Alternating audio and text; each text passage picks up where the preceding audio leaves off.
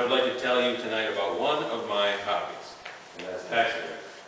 And I would like to start out by saying that this is not a stuffed bird. And you'll understand what I'm talking about when I get a little further on here. If I had the time, I would tell you about the history of taxidermy and some of the interesting things that I've discovered in my 20-year career of mounting animals. But because of the time, I'm going to restrict it just to how one of these things is produced. So to begin with, the first thing you need to do is obtain a specimen. And this is being a ringneck pheasant. Most of the time, these are collected by hunters, but more often now, they are picked up on the side of the road. And if you have a hunting license, you can legally do that, bring it into taxidermy.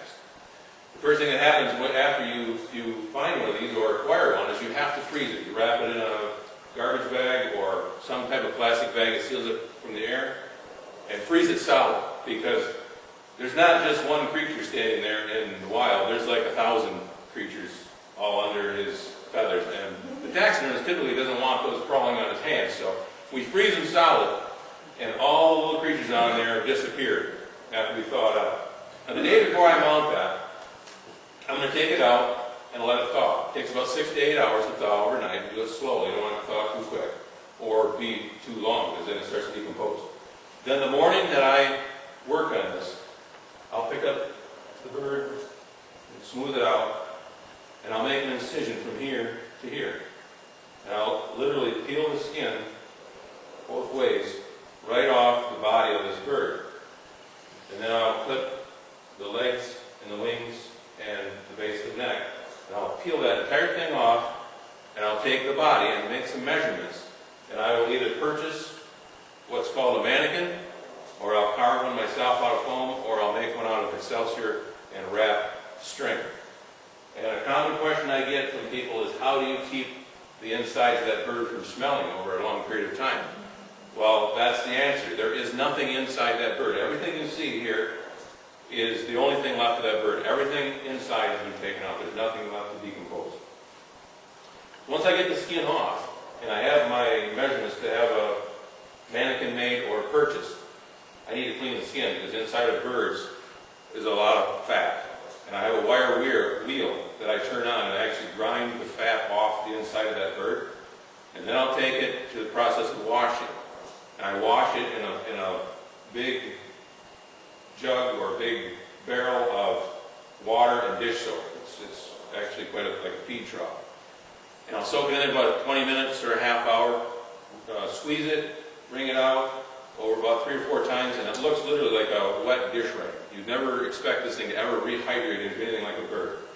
But after you get done with the dish soap, I do the same thing with clean water about 4 or 5 times to get all the suds out. Then I do the same thing with lacquer thinner or some kind of solvent. The lacquer thinner displaces the water, because at this point I need to dry it out. If it was just wet with water, it would be really hard to dry out. The lacquer thinner evaporates quickly. So I take that to a rotating drum of sawdust, turn it on and let it run for about a half hour, and that gets the feathers fluffed up a little bit. I take it out, get rid of all the sawdust, and take a hair dryer. And then I put it on my hand like a little puppet, and I blow a hair dryer up all the feathers, and within about a half hour to an hour, it has fully taken on its shape. All the feathers have been dried out, and each feather will overlay exactly the way they were created on that bird. At that point, it's ready to mount. So I take the mannequin, and I will insert this wire in here for the neck, and the neck material. I'll insert wire into each leg and in each wing, and the mannequin will be placed up in the neck area and fastened to the head. Then the wing wires will go in here, the leg wires will go in here. I'll fold that skin over, and I'll sew it up. Put the feet onto a base like this and fasten it at the bottom, and it has its basic stance and shape. But now this is where the word taxidermy comes into play, because the word taxidermy means movement or adjustment of the skin. And this is what determines the difference between a good taxidermist and a bad taxidermist, because that skin is hanging on there in not very good arrangement. And you have to, as a taxidermist, shift and adjust that skin into just the exact spot to make that bird look lifelike again. If you don't do it right, it won't look right. If you do it right, then it looks just like a live bird. Once it's adjusted, the eyes, or glass eyes, are set in place, and pins are added to various spots to hold key sets of feathers in place.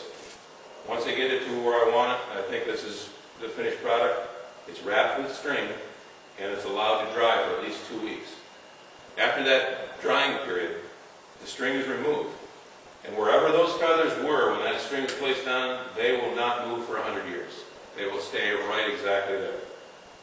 The next step is to finish the bird. I have to paint the red back onto the wattles, maybe paint an eyelid. This one's required to have the bill painted, some don't, and the legs have to be finished.